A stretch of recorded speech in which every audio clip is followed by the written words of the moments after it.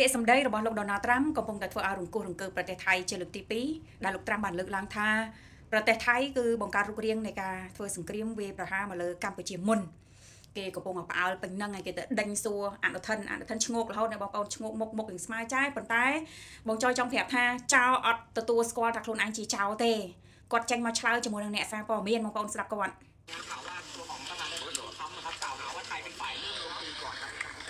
នេះអ្នកសារព័ត៌មានគេសួរណាគេថាលោកត្រាំចេញមកនិយាយថាថៃគឺជាអ្នកដែលបើកការវាយប្រហារមកលើកម្ពុជាមុននេះចឹងទៅความจริงทุกคนทราบอยู่แล้วครับไม่អានោះគេឆ្លើយ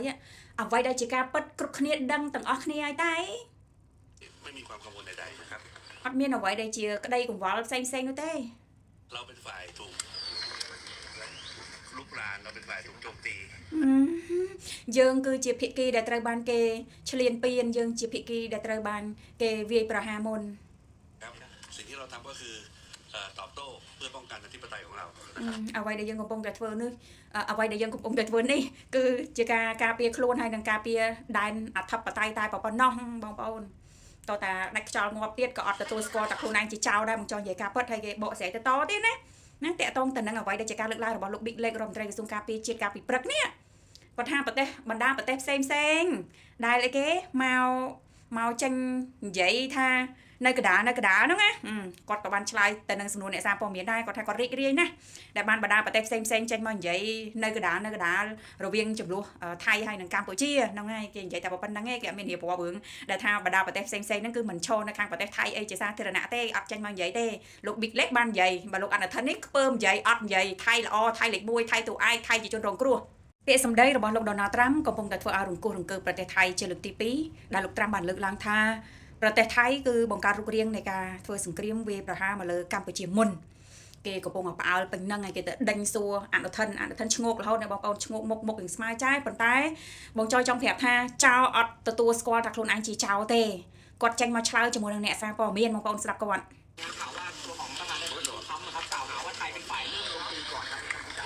នេះអ្នកសារព័ត៌មានគេសួរណាគេថាលោកត្រាំចេញមកនិយាយថាថៃគឺជាអ្នកដែលបើកការវាយប្រហារមកលើកម្ពុជាមុននេះចឹងទៅ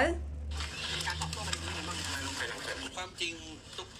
ทุกคนทราบอยู่แล้วครับไม่អានោះគេឆ្លើយអ្វីដែលជាការពិតគ្រប់គ្នាដឹងទាំងអស់គ្នាហើយតែไม่มีความกังวลใดๆนะครับអត់មានអ្វីដែលជាក្តីកង្វល់ផ្សេងនោះទេเราเป็นฝ่ายถูกลุกรานเราเป็นฝ่ายถูกโจมตีយើងគឺជាភាគីដែលត្រូវបានគេឈ្លានពានយើងជាភាគីដែលត្រូវបានគេវាយប្រហារមុនครับสิ่งที่เราทำก็คือตอบโต้เพื่อป้องกันอธิปไตยของเราអ្វីដែលយើងកំពុងតែធ្វើនេះគឺជាការការពារខ្លួនហើយនឹងការពារដែនអធិបតេយ្យតែប៉ុណ្ណោះបងប្អូន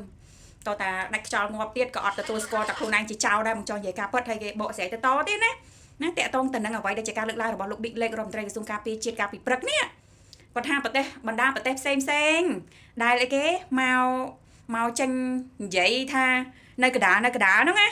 គាត់ក៏បានឆ្លើយទៅនឹងសំណួរអ្នកសារព័ត៌មានដែរគាត់ថាគាត់រីករាយណាស់ដែលបានបណ្ដាប្រទេសផ្សេងចេញមកនិយាយនៅកណ្ដាលរវាងចំនួនថៃហើយនិងកម្ពុជាហ្នឹងហើយគេនិយាយតែប៉ុណ្្នឹងឯងគេអត់មានរៀបរាប់រឿងដែលថាបណ្ដាប្រទេសផ្សេងហ្នឹងគឺមិនឈរនៅខាងប្រទេសថៃអីជាសាធារណៈទេអត់ចេញមកនិយាយទេលោក Big Leg បាននិយាយបើលោកអនុทินនេះខ្ពើមនិយាយអត់និយាយថៃល្អថៃលេខ1ថៃទូឯកថៃជាជនរងគ្រោះគ្មានប្រទេសណាមួយដែលឈរនៅខាងប្រទេសថៃពិតប្រាកដនោះទេនេះគឺជាការលើកឡើងយ៉ាងខ្លោចផ្សាឈឺចាប់របស់រដ្ឋមន្ត្រីក្រសួងការពារជាតិរបស់ប្រទេសថៃលោក Big Leg បងប្អូនស្ដាប់គាត់ទាំងអស់គ្នាก็ไม่มีประเทศไหนนะที่มายืนเข้าข้างเราจริงๆគឺអត់មានប្រទេសណាមួយដែលមកឈរនៅខាងប្រទេសថៃពិតប្រាកដនោះឡើយทุกคนพูดเหมือนเป็นกลางนะครับแต่គ្រប់គ្នានិយាយហាក់បីដូចជានៅកណ្ដាលអញ្ចឹងเหมือนกับไปยืนฝั่งกัมพูชาแล้วพูดให้เป็นតែបែរជាទៅឈរនៅខាងកម្ពុជាហើយមកនិយាយធ្វើដូចនៅកណ្ដា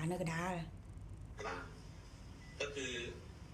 เขาก็ฟังข้อมูลทางกัมพูชาแล้วเขามองว่าเราเป็นประเทศใหญ่ที่ไปគឺប្រទេសទាំងឡាយហ្នឹងគឺទទួលព័ត៌មានតែពីខាងកម្ពុជាទេហើយមើលទៅប្រទេសថៃហ្នឹងគឺជាប្រទេសធំដែលទៅឈ្លានពានកម្ពុជាลุกลานผมยืนยันนะครับហើយគាត់រៀបរាប់តទៅទៀតអះអាងអីចឹងទៅប្រាប់ពលរដ្ឋរបស់សៀមតាក់ទងទៅនឹងចំហរបស់ខ្លួនដែលថាខ្លួនណាគឺស្អីគេពក ការពារដែនអធិបតេយ្យភាពរបស់ខ្លួនទេនៅអត់ទទួលស្គាល់ការពិតទេណាបងប្អូនណាហើយគាត់និយាយបញ្ជាក់ចុងក្រោយនៅคลิปបងប្អូនតែវាវែងមិនចោលបានចាក់ឯងគាត់និយាយថាអត់មានប្រទេសណាមួយដែលស្ដីបន្ទោសកម្ពុជាតាក់ទងទៅនឹងរឿងមីនសោះពីព្រោះសៀមតែងតែចោទកម្ពុជាថាដាក់មីនថ្មីធ្វើឲ្យយោធាសៀមដាច់ជើងធ្វើឲ្យប្រជាជនសៀមនឹងរងការគំរាមកំហែងពីរឿងមីនអីចឹងណាគាត់ថាអត់មានប្រទេសណាមួយស្ដីបន្ទោសទៅឲ្យចាប្រទេសកម្ពុជានោះទេលុយដោះមីននៅតែ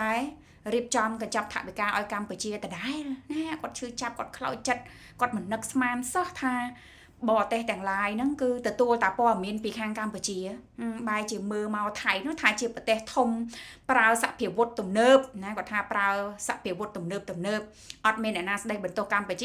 មកសុំឲ្យតែថៃឈប់បាញ់មកសុំឲ្យតែថៃហ្នឹងកុំប្រើប្រាស់អាវុធធនធ្ងន់វាយប្រហារមកលើកម្ពុជានេះគាត់កាត់ទុកមិនសុខចិត្តមូលហេតុដែលមិនអាចឲ្យខ្មែរសុំចាញ់ខ្មែររៀបរយឬក៏អាចផ្ដាច់សឹកបានក្នុងរយៈពេល3ថ្ងៃ5ថ្ងៃឬក៏7ថ្ងៃគឺដោយសារតែយោធាសៀមគឺសិតតែជាសុភាពបរោះមានចិត្តសប្បុរសហើយគិតគូរអំពីសុវត្ថិភាពរបស់ពលរដ្ឋកម្ពុជាដែលជាជនស៊ីវិលនៅតាមបណ្ដោយព្រំដែននេះគឺជាការលើកឡើងរបស់យាយប៉ែមេធ្មប់វាសនាណាមនួនដែលគាត់ចេញមកឆ្លើយជាមួយនឹងពលរដ្ឋសៀមព្រោះពលរដ្ឋសៀមគេឆ្ងល់ពីព្រោះមុនការប្រយុទ្ធហ្នឹងយោធាសៀមមិនចេញមកអួតរហូត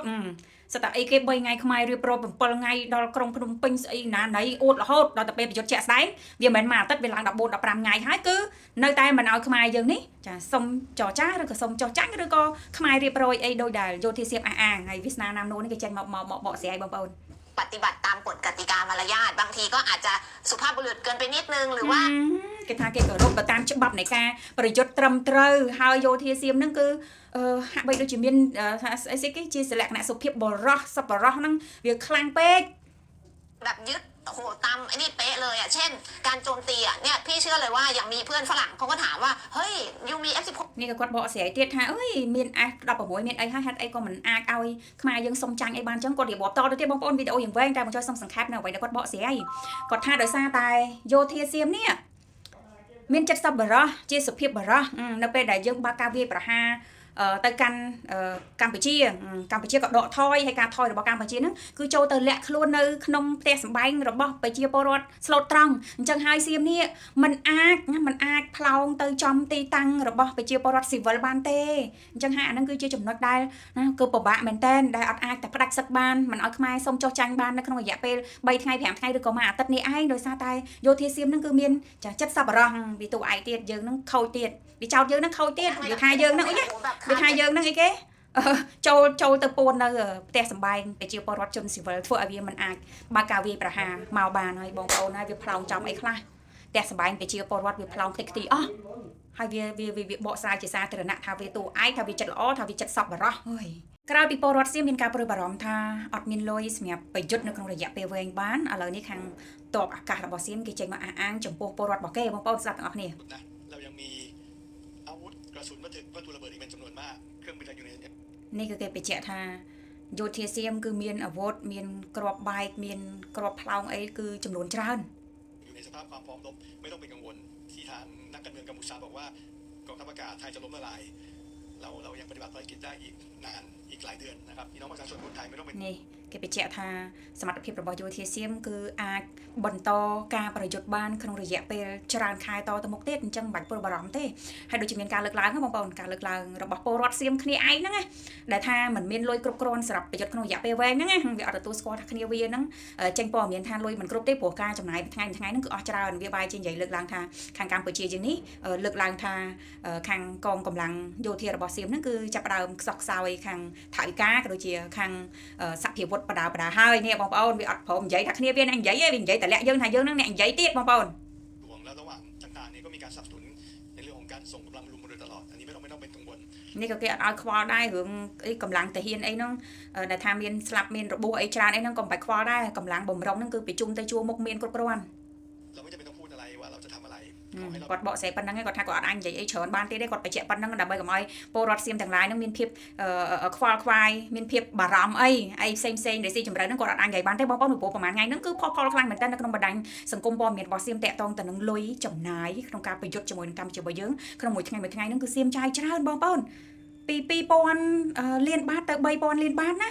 តកតងទៅនឹងការចំណាយសັບមុខសັບគ្រប់ប្រភេទទាំងអស់សហភាវុធគ្រាប់ផ្លោងគ្រាប់ស្អីដែលគេលើកឡើងហ្នឹងបងប្អូនហើយគេសន្និដ្ឋានគេវិភាគថាมันអាចប្រយុទ្ធក្នុងរយៈពេលវែងបានទេតែមួយខែហ្នឹងតឹងផងឥឡូវគេចេញមកឆ្លើយពឹបអ្នកបងប្អូនគេចេញមកឆ្លើយការពីម្សិលមិញដូចជាពេលរៀងល្ងាចដែរ